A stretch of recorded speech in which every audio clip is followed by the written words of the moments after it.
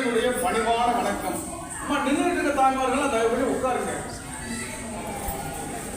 இன்றைய தினம் அடியன் பேசுவதற்கு எடுத்துக்கொண்ட தலைப்பு ஆடி மாத சிறப்புகள்.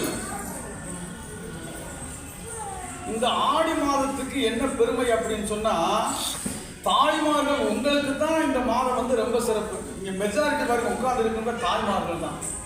இந்த ஆடி மாதத்தை அம்மன் மாதம், தெய்வீக மாதம், மாரியம்மன் மாதம் என்று சொல்லுவார்கள். இந்த ஆடி மாதத்துக்கு நிறைய சிறப்புகள் இருக்கின்றன. அதுல வரிசையா ஒவ்வொன்றா சிந்திப்போம். மகாமாரன் என்ற அசுரன் தேவர்களை எல்லாம் துன்புறுத்தினான். அப்படியே அந்த தேவர்களுக்கெல்லாம் அவனுடைய வெப்பம் தாங்க முடியாம அவதிப்படுறாங்க. உடனே அன்னை ஆதிபரா சக்தியானவள் மிகுந்த ஒரு வெப்ப ரூபம் கொண்டு அந்த அசுரனுடன் மோதி அவனை அழித்து விட்டான். அவனை அழித்ததன் காரணமாக இப்ப தேவர்கள்லாம் மகிழ்ச்சியா இருக்கிறாங்க. இந்த மகாமாரன் என்ன செஞ்சானா, தேவர்களை எல்லாம் வெப்பு நோய், வைசூரி, அம்மை இந்த மாதிரி நோய்களால கஷ்டப்படுத்தினானா. இவனை அழித்து விட்ட காரணத்தால் அன்னைக்கு மகா மாரியம்மன் என்ற பெயர் வந்தது. அதனால மாரியம்மனை வழிபட்டால் நமக்கு இந்த வெப்பு நோய்கள் எல்லாம் நமக்கு வராது. இது ரொம்ப சிறப்பான விஷயம். இந்த ஆடி மாதத்தில் மாரியம்மன் கோவிலிலே கூழ் ஊற்றுதல், வேப்பிள்ளை தோரணங்கள் கட்டி தொங்க விடுதல், இதெல்லாம் ரொம்ப சிறப்பாக நடக்கும். அப்புறம் ஆடி கார்த்திகைன்னு சொல்றோம். ஆடி கார்த்திகை என்பது முருகன் பெருமானுடைய அவதாரத்தை நினைவு தரக்கூடிய அற்புதமான ஒரு நல்ல நாள். எதிரிகள் தொல்லையே நீங்கும். நமக்கு நல்லா கவனிக்கணும்.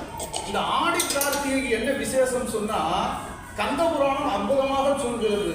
அருவமும் உருவமுமாகி அனாதியாய் களவாய் ஒன்றாய் பிரமமாய் நின்ற ஜோதி குழம்பதோர் மேனியாக கருணை கூர் முகங்கள் ஆறும் கரங்கள் 12 கொண்டு ஒரு திரு முருகன் ஆங்கு உதித்தனன் உலகம் உய்ய. சுவாமி எதுக்கு அவதாரம் பண்ணாரா? ஒரு பிரிவினர் மட்டும் நல்லா இருக்கணும்னு அவதாரம் பண்ணலையா, இந்த உலக மக்கள் எல்லாரும் நல்லா இருக்கணும்னு சொல்லி முருகன் பெருமான் அவதாரம் பண்ணாராம். அப்ப முருகனுடைய அவதார நோக்கம் எதிரிகளை அழிப்பது. நமக்கெல்லாம் எத்தனை எதிர்ப்புகள் இருக்கு சாஸ்திரம் சொல்லும். இந்த துஷ்டன் நம்ம அவனை தேடி போக தேவையில்லை, அவன் தன்னால நம்மளை தேடி வருவான். அந்த மாதிரி எதிர்ப்புகள் எல்லாம். எனவே இந்த ஆடி கார்த்திகை என்று முருகப்பெருமானை வழிபடும் பக்தர்களுக்கு எதிரிகள் தொல்லை நீங்கிவிடும். இது ரொம்ப விசேஷமான ஒரு அமைப்பு. இந்த ஆடி மாதத்துக்கு இன்னொரு சிறப்பு என்னன்னு சொன்னா, சூரிய பகவான் கடக ராசிக்கு வருகிறார். இந்த கடகத்துக்கு கற்கடகம்னு சொல்லுவாங்க. அப்ப இந்த கடகம் அதிபதி சக்தியினுடைய ஆதிக்கம் வெளிப்படுகின்ற மாதம். ராமர் பிறந்தது புனர்பூச நட்சத்திரம், அது கடகராசி.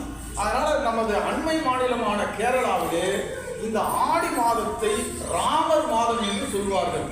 ராம வழிபாடெல்லாம் அங்க செய்து கொண்டிருப்பார்கள். இது ஒரு சிறப்பு. அதுக்கடுத்து என்ன சொல்றோம், இன்றைய தினம் ஆடி 18ஆம் இருக்கு. அக்கா வரும்போதே விளக்கம் சொல்லிட்டாங்க. இந்த ஆடி 18ஆம் இருக்கு, ஏன் 17ஆம் இருக்குன்னு சொல்லி இருக்கலாம்ல? எதுக்காக 18ஆம் இருக்குன்னு சொல்லணும்? நம்முடைய முன்னோர்கள் அந்தந்த நதி தீரங்களிலே 18 படிகளை அமைத்து, ஏன் நீரின்றி அமையாத உலகு திருவள்ளுவர் சொல்றார். அப்ப தண்ணீர் வளம் இருந்தா தான் நல்லா இருக்கும். அதான் மகாபாரதத்தில் என்ன படிக்கிறோம், மத்ச நாடுன்னு சொல்றோம். ஏன் மத்ச நாடு? தண்ணி இல்லாட்டி அங்க மீன் இருக்குமா? தண்ணீர் வளம் மிகுந்து இருந்ததாலே அது மத்ச நாடு. அதுபோல தண்ணீர் வளம் நிறைந்து இருக்கணும். மழை பதிகம் எல்லாம் தேவாரத்தில் இருக்கு. அதெல்லாம் பக்தர்கள் பாடியாச்சுன்னா நல்ல மழை. ஐயப்பன் கோவில் உள்ள படிகள் 18, சங்க இலக்கியங்கள் 10 பாட்டு 8 தொகை என 18, தமிழிலே உள்ள மெய்யெழுத்துக்கள் 18, முருகப்பெருமானுடைய கண்கள் 18, பகவத்கீதையின் அத்தியாயங்கள் 18, மகாபாரதத்தினுடைய பருவங்கள் 18, மகாபாரத போர் நடந்த நாள்கள் 18, அந்த போர்களிலே பங்கு கொண்ட படைகளின் எண்ணிக்கையும் 18 அக்ரோனி சேனைகள். இப்படி 18க்கு சிறப்பு இருக்கு. அதனாலதான் ஆடி 18ஆம் இருக்குன்னு சொல்றோம். இந்த 18ஆம் இருக்கு அன்னைக்கு அப்படி என்ன ரொம்ப விசேஷம் சொன்னா, யாராவது உங்களுடைய ஜாதகத்திலே சந்திரன் பலமில்லாமல் இருந்தால், சந்திர பகவான் பாவியாக இருந்தால், இந்த கும்ப லக்னம், தனுசு லக்னம், சிம்ம லக்னம், இந்த 3 லக்னத்துக்கு சந்திர பகவான் நல்லது செய்ய மாட்டார்.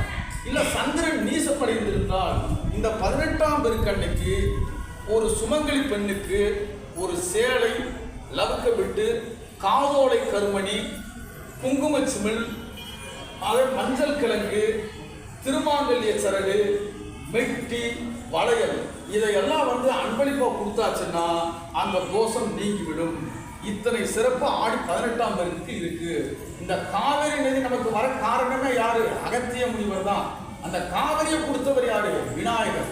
அந்த விநாயகர் பெருமான் காக்கை வடிவில் கட்டிவிட்டதுனாலதான் இந்த காவிரி பறந்து ஓடுகிறது. இந்த 18ஆம் பெருக்கு இன்னொன்று சொல்றேன், பக்தர்களுக்கு இவ்வளவு கூட்டம் கூடிட்டீங்க. இந்த 18ஆம் பெருக்கன்னைக்கு இந்த சொற்பொழிவை கேட்டதுக்கு என்ன புண்ணியம் சொன்னா, நம்ம எல்லாம் ஏன் இவ்வளவு கஷ்டப்படுறோம்? பாவம் புண்ணியம். பஸ்ல போகும்போது கூட நம்ம நினைப்போம், நல்லா உட்காந்து ஒரு சீட்ல எல்லாம் உட்காந்து போயிட்டு இருப்போம். நம்ம 1 மணி நேரம் நின்றுட்டு போனோம்னா கூட அப்போ கூட இந்த பாவ புண்ணியத்தை பற்றி சிந்தனை வரும். என்ன புண்ணியம் பண்ணணும்? அவன் மாட்டுக்கு ராஜா மாதிரி உட்காந்துட்டு போறான், நம்ம என்னமோ இப்படி கையை பிடிச்சி நின்றுகிட்டே போயிட்டு இருக்கோம். இப்படி கூட சிந்தனைகள் வரும். அப்ப சாஸ்திரம் என்ன சொல்லுதுன்னா, அன்யக்ஷேத்ரே கிருதம் பாபம் புண்ணியக்ஷேத்ரே வினத்யதி. கோவில்களிலே செய்த பாவம் புண்ணிய கஷேத்திரங்களுக்கு போனா தீர்ந்து போயிருந்தான். அப்ப அதனாலதான் மற்ற ஸ்தலங்களுக்கு பெருமை. அங்கே ஒருத்தர் பாவம் பண்ணிட்டார். புண்ணிய கஷேத்ரே கிருதம் பாவம் வாரணாஸ்யே வினத்யதி. அந்த புண்ணிய கஷேத்திரங்களிலே வாழ்பவர் பாவம் பண்ணிட்டாருன்னா அவர் காசிக்கு போயாச்சுன்னா அந்த பாவம் தீர்ந்து போயிருப்பான். காசிலே ஒருத்தர் பாவம் பண்ணிட்டார். வாரணாஸ்யே கிருதம் பாபம் கும்பகோணே வினஸ்யதி. அங்கே போயாச்சுன்னு சொன்னா கும்பகோணத்துல வந்தா தீருமா? கும்பகோணத்திலே ஒருத்தர் பாவம் பண்ணிட்டார். அப்ப சாஸ்திரம் என்ன சொல்லுது? கும்பகோணே கிருதம் பாபம் துலாஸ்நானே விசிஷ்யதே. அதாவது என்னன்னு சொல்லியாச்சுன்னா, அங்கேயும் ஒருத்தர் துலானா காவேரின்னு பேரு. காவேரிக்கு துலா காவேரின்னு ஒரு பேர் இருக்கு. அதாவது துலாஸ்நானே, அந்த காவேரியில போய் ஒருத்தர் குளிச்சுட்டாச்சுன்னு சொல்லியாச்சுன்னா வினட்சியதே. வினட்சியதைன்னா நீங்குதல் அர்த்தம். அந்த பாவமானது நீங்கி விடுகிறது. அப்ப காவிரியினுடைய பெருமைகளை கேட்ட அன்பர்களுக்கெல்லாம் பாவம் நீங்கிவிடும். இதுதான் 18ஆம் பெருக்குள்ள சிறப்பு. அப்புறம் என்ன சொல்றோம்? ஆடி மாதத்துல வரக்கூடிய பௌர்ணமி, அது குரு பூர்ணிமா. அதை போன வாரம் விளக்கம் சொல்லிட்டேன். என்ன சொல்றார்? திருவாசகத்துல படிக்கிறோம், போகலி ஆண்ட குருமணி தன் தாழ் வாழ்க, திருப்பெருந்துறையில என்னை குருவாக ஆட்கொண்ட சிவபெருமான் வாழ்க அப்படின்னு மாணிக்க வாசகர் சொல்றார். இறைவனை குரு வடிவமாக வழிபடுவதுதான் குரு பூர்ணிமா. அப்புறம் இந்த இதுக்கு ஆடி செவ்வாய்னு சொல்றோம். இந்த ஆடி செவ்வாய்க்கு என்ன ஒரு விசேஷம் சொன்னா, இந்த ஆடி மாத செவ்வாய் ஒரே பழமொழி. ஏன்னா இப்ப காலம் தாய்மார்கள் சீக்கிரம் வீட்டுக்கு போகணும். அதனால ஒவ்வொரு செய்தி நான் சுருக்கமா சொல்லிட்டு இருக்கேன். ஆடி செவ்வாய் தேடி புலி, அரைச்ச மஞ்சளை பூசி புலி அப்படின்னு சொல்லுவாங்க. அப்ப அந்த ஆடி மாதம் வரக்கூடிய செவ்வாய் என்று என்ன செய்யணும்னா, நம்ம பழங்காலத்து பாரம்பரியங்களை எல்லாம் மறந்துகிட்டே இருக்கோம். அதுதான் இப்ப பிரச்சனை. இப்ப பூரா பொழுதுபோக்கு சாதனங்கள்லயே போயிட்டு இருக்கு. நமக்கு பாருங்க, நாங்கெல்லாம் அந்த காலத்துல ஞாயிற்றுக்கிழமை ஒரு நாள் தான் படம் போடுவோம். அப்ப ஒரு வாரத்துல ஞாயிற்றுக்கிழமை ஒரு 3 மணி நேரம் தான் டிவிக்கு செலவழிச்சோம். இன்னைக்கு ஒரே நாள் 6 சினிமா போடுறாங்க. அப்ப 24 மணி நேரம் தொலைக்காட்சியில் இருந்தால் சாஸ்திரத்தை பத்தி நம்ம எப்படி என்னைக்கு சிந்திக்க முடியும்? அதனால பொழுதுபோக்கு சாதனங்களை எல்லாம் கழிச்சு கட்டினாதான் நம்ம முன்னேற்றத்துக்கு வர முடியும். அப்ப அதனால நம்ம பாரம்பரிய பழக்க வழக்கங்கள் எல்லாம் உங்க குழந்தைகளுக்கு தாய்மார்கள் தான் கற்றுக் கொடுக்கணும். அதனாலதான் ஆடி செவ்வாய் தேடி புலி, அரைச்ச மஞ்சளை பூசி புலி என்று சொன்னார்கள். அதுக்கடுத்து ரொம்ப முக்கியமான விழா ஆடி அம்மன் தபசு. இந்த ஆடி அம்மன் தபசுக்கு என்ன விசேஷம் சொல்லியாச்சுன்னா, அதாவது பெருமாளுடைய பக்தன் சங்கன் என்ற ஒரு நாகன், அதே போல சிவனுடைய பக்தன் பதுமன் என்ற ஒரு நாகன். இந்த 2 பேரும் எப்ப பார்த்தாலும் பேசிக்கிடுவாங்களா, நண்பர்கள் மாதிரி. ஒரு நாள் 2 பேருக்கும் போட்டி வந்துச்சான். அப்பா என்ன இருந்தாலும் பெருமாள் தான் பெரியவர், இந்த பதுமன் சும்மா இருப்பானா, பேசாமப்பா சிவன் தான் பெரியவர். இந்த 2 நாகர்களுக்குள்ளேயும் போட்டா போட்டு வருது. ஒரு விஷயம் சாஸ்திரம் என்ன சொல்லுது?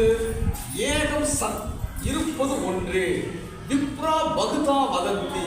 அது பலவாறாக சொல்லப்படுகிறது. ஒரே பரம்பொருள் தான், நமக்கு பிடிச்ச வடிவத்தில் வழிபடுறோம். இன்னும் உங்களுக்கு புரியுற மாதிரி சொல்றேன். வாரியார் சுவாமிகள்கிட்ட ஒரு தடவை கேட்டாங்க, சுவாமி நீங்களும் முருக பக்தர், சிவாலயத்தினுடைய போறீங்க, அம்பாள் கோவிலுக்கு போறீங்க, எல்லா தெய்வத்தினுடைய பெருமையை சொல்றீங்க, ஆனா முருகனை பத்தி ரொம்ப விசேஷமா சொல்றீங்க, அப்ப நீங்க மற்ற கோவில் பெருமாள் கோவில் இங்கெல்லாம் போயாச்சுன்னா நீங்க எப்படி கும்பிடுவீங்க அப்படின்னு வாரியார் சுவாமிகளை பார்த்து கேட்டாங்களாம். அதுக்கு வாரியார் சுவாமிகள் சொன்னாரா, நான் எந்த கோவிலுக்கு போனாலும் அந்த தெய்வத்தை என் இஷ்ட தெய்வம் முருகனாக பாதித்து விடுவேன், நல்லா கும்பிட்டு வருவேன் அப்படின்னாரா. அது போல உங்க மனசுல யாரு இஷ்ட தெய்வமா இருக்கலாம், எந்த கோவிலுக்கு போனாலும் என்ன நினைக்கணும், என்னுடைய சுவாமி இந்த வடிவத்தில் இருக்கிறார், அவ்வளவுதான். இந்த ரெண்டு நாகர்களும் சண்டை போட்டாங்க. உடனே சிவபெருமான் தோன்றி ஒரே சிவ விஷ்ணு வடிவமாக தோன்றி காட்சி வந்தாராம், நாங்கள் இருவரும் ஒருவர் என்று. இதை கேள்விப்பட்ட அம்பாள் அந்த வடிவத்தை எனக்கு காட்டுங்க சுவாமி அப்படின்னாலாம். அது முடியாது, நீ தவம் பண்ணு அப்படின்னு சிவபெருமான் பூலோகத்துக்கு அனுப்பிவிட்டார். உடனே அம்பாள் பூலோகத்திற்கு வந்து சிவபெருமானை நினைத்து தவம் செய்தாள். அப்படி தவம் செய்த உடனே சிவபெருமான் சங்கர நாராயணராக தோன்றி அம்பாளுக்கு அருள் செய்தார். அதான் கோமதி அம்மன் கோவில்ல இன்னைக்கும் சங்கர நாராயணராக சுவாமி அனுகிரகம் பண்றார். அப்படி அனுகிரகம் அம்பாளுக்கு அனுகிரகம் பண்ணார். இதை எல்லா சாஸ்திரமும் சொல்லுது. அப்புறம் என்ன பாடுறாரு, அரியலால் தேவி இல்லை ஐயன் அயாரனாகே அப்படின்னு பாடுறாரு. நமக்கு தேவமே தேவையில்லை, எல்லாம் ஒருமைப்பட்ட காட்சி தான் வேணும். இப்படியாக அப்ப அந்த தரிசனத்தை காண அம்பாள் தவம் இருந்ததுதான் ஆடி அம்மன் தபசு. இந்த கதையை கேட்டவங்களுக்கெல்லாம் அம்பாளுடைய அருள் பூரணமா கிடைக்கும். அப்புறம் என்ன சொன்னா, ஆடி பூரம்னு ஆடி மாசத்துக்கு சொல்றான். ஆடியில அவ்வளவு விசேஷம் இருக்கு. இந்த ஆடி பூரம் அன்னைக்கு ஆண்டாள் கதை நம்ம எல்லாருக்கும் தெரியும், காலம் முக்கியம் முதலே சொல்லிட்டேன். இந்த ஆண்டாள் வரலாறு நல்லா படிச்சு ஆடி பூரம் அன்னைக்கு பக்தி பண்ணால் சீக்கிரமா சொந்த வீடு வாங்குற அமைப்பு கிடைக்கும்.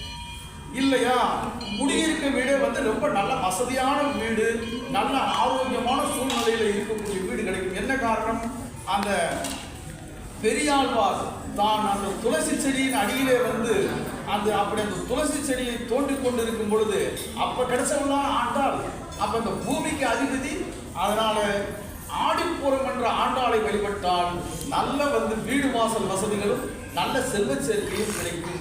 இப்படி ஆடி மாதத்துக்கு நிறைய பெருமைகள் இருக்கின்றன. இது பற்றி ஒரு கிராமிய கதையாக ஒரு சுவாரஸ்யமான கதை என்று சொல்லுவார்கள். ஆடி அரவட்டைன்னு சொல்லுவாங்க. அது என்ன ஆடி அரவட்டை, ஆடி மாசத்துல பார்த்தா யார் வீட்லயும் காசு தங்காது, வருமானம் வராது. இந்த ஆடி மாசத்துல ஏன் கல்யாணம் வைக்கிறது இல்லை, முழுக்க முழுக்க விசேஷமா இருக்கு. ஆடி 1ஆம் தேதி விசேஷம், அதை எல்லா விசேஷத்தையும் சொல்லிட்டேன். அப்ப ஆடி மாதம் முழுவதும் இறைவன் சம்பந்தப்பட்ட நிகழ்ச்சிகளாக இருப்பதனாலே இதுல வந்து நமக்கு வந்து கல்யாணம் வைக்கிறதுக்கான நேரம் கிடையாது. அதனாலதான் வேற ஆடி வந்து தோஷமான மாசம் கிடையாது. ஆடியில நிச்சயதார்த்தம் பண்ணிக்கலாம், ஆவணியில கல்யாணம் வச்சுக்கலாம், தவறு இல்லை. அப்ப அதனால அப்ப இந்த நேரத்துல வியாபாரிகள் எல்லாம் உழவு நேரத்திலே கவனமா இருப்பாங்க. அதான் ஆடிப்பட்டம் தேடி விதை அப்படின்னு சொன்னாங்க. அப்ப அந்த ஆடி மாசம் வந்து அவ்வளவு கவனமா இருப்பாங்க, பணம் இருக்காது. அப்ப இந்த அப்படி வரக்கூடிய கஷ்டத்தை தான் ஆடி அரவட்டைன்னு சொல்லுவாங்க. ஒரு கிராமம் அங்க வந்து புது மருமகள் அந்த வீட்டுக்கு வந்திருக்கா. அப்ப எதை சொன்னாலும் சரியா சொல்லணும். அப்ப இந்த மாமியார் தினந்தோடு என்ன சொல்லுவாங்கன்னா, இந்த மருமகள் வந்து பாத்திரம் எடுக்கும்போது நிறைய பாத்திரத்தை எடுத்து கழுவுமா. அம்மா இன்னைக்கு எத்தனை வீட்டுல மருமகள்லாம் பாத்திரம் கழுவுறாங்கன்னு தெரியல. என்கிட்ட எல்லாம் ஜாதகம் பார்க்க வருவாங்க. வரும்போதே சொல்லுவாங்க, சார் நீங்க சொன்ன பொண்ணை நாங்க போய் பார்த்தோம், அந்த அம்மா என்ன சொல்லுச்சு, என் பொண்ணுக்கு சமைக்க தெரியாத முதல்ல சொல்லுச்சு. இது ஒரு பெருமையா? என் மகளுக்கு சமைக்க தெரியாதுன்னா அப்புறம் எப்படி குடும்பம் நடத்த முடியும்? அப்ப இந்த மாதிரி இன்னைக்கு வந்து எல்லாம் என் மகளுக்கு சமைக்க தெரியாது, வீட்டு வேலை தெரியாது, அப்புறம் வீட்டு வேலை எதுவுமே தெரியாது, அப்புறம் குடும்பம் என்ன ஆகுது? இந்த மருமகன் நிறைய பாத்திரங்களை வளர்க்குமா. அப்ப இந்த மாமியார் என்ன சொல்லுவாங்க, இங்க பாரு இவ்வளவு பாத்திரத்துல எடுத்து வளர்க்காத, ஆடி அரவட்டை வந்துடும், எல்லாம் போயிடும் அப்படின்னு சொன்னாங்களாம். மருமகளுக்கு புரியுற மாதிரி சொல்லணும். மருமகளுக்கு ஒன்றும் புரியல. இதை ஒரு அந்த ஊர்ல இருக்கக்கூடிய திருடன் தினமும் அந்த வழியா போய் கேட்டு வந்துகிட்டே இருக்கான். ஒரு நாள் இந்த மாமியார் ஊருக்கு போயிட்டாங்க. இதுதான் நேரம் பார்த்து வீட்டுக்கு வாசப்படியெல்லாம் நின்னான். அம்மா தாயே அப்படின்னு நின்னான். அப்ப உடனே இது ஒரு புது மருமகள் வந்து கேட்டான், என்னப்பா சொல்றா, நான் தான் ஆடி அரவட்டை வந்திருக்கேன் அப்படின்னா. ஐயோ நீயா, என் மாமியார் தினமும் சொல்லுவாங்களே ஆடி அரவட்டை வந்துருச்சுன்னு சொல்லியாச்சுன்னா வீட்டில் இருக்க பாத்திரங்கள்ல பாதி பாத்திரம் போயிரும்னு எனக்கு பயமா இருக்கு, என்ன செய்யறது? உங்க மாமியார் சொன்னதான் ரைட்டு, இந்த பாத்திரங்கள்லாம் கொடுத்தேன்னா நான் ஒன்றும் செய்யாம போயிருந்தேன் அப்படின்னா உடனே அண்டா குண்டா அடுப்பு சட்டி பாதி எடுத்துட்டு வந்து வச்சுட்டா. இந்த திருட என்ன செஞ்சான், இதுதான் சமயம் சொல்லி எல்லாத்தையும் எடுத்துட்டு வந்து அப்படியே நடையிലേക്ക് வேற ஒன்று போயிட்டான். அந்த பஞ்ச நேரத்தில் அமைக்கிறதா போதுமே. இது கிராமிய பழமொழி அப்படின்னு ஒரு கிராமத்தில் சொல்லக்கூடிய ஒரு நகைச்சுவை கதை. இப்படியாக ஆடி மாதத்திற்கு நிறைய சிறப்புகள் இருக்கின்றன. அதையெல்லாம் என் சிற்றறிவுக்கு எட்டியவரை அடியேன் சொல்லிவிட்டேன். கேட்டுக்கொண்டிருந்த மெய்யன்பர்கள் அனைவரும் நீண்ட காலம் ஆயுள் பெற்று எல்லாம் வல்ல காசி விஸ்வநாதர் அருளால் நவகிரக தோஷங்கள் நீங்க பெற்று உங்கள் இல்லத்திலே உங்கள் பிரார்த்தனைகள் எல்லாம் நிறைவேற வேண்டும். திருமண தடை இருக்கக்கூடியவர்களுக்கெல்லாம் உங்கள் குழந்தைகளுக்கு விரைவில் திருமணம் நடைபெற வேண்டும். புத்திர பாக்கியத்தை எதிர்பார்த்து கொண்டிருப்பவர்களுக்கு விரைவில் புத்திர பாக்கியம் கிடைக்க வேண்டும். எல்லா நலன்களும் கிடைக்க வேண்டும் என்று காசி விசாலாட்சி சமேத காசி விஸ்வநாதரை பிரார்த்தனை செய்து இந்த அளவிலே இந்த உரையை பூர்த்தி செய்கிறேன். வணக்கம். நம பார்வதி பதையே. வழங்கிய திரு வைகுண்டமூர்த்தி ஜெயலட்சுமி குடும்பத்தாருக்கும் அவருடைய பையனை கல்யாணம் சீக்கிரம் பிரார்த்தனை பண்ணி எல்லாரும் அவருக்கு அருள்பாலிக்குமாறு கேட்கிறார். நம பார்வதி பதையே.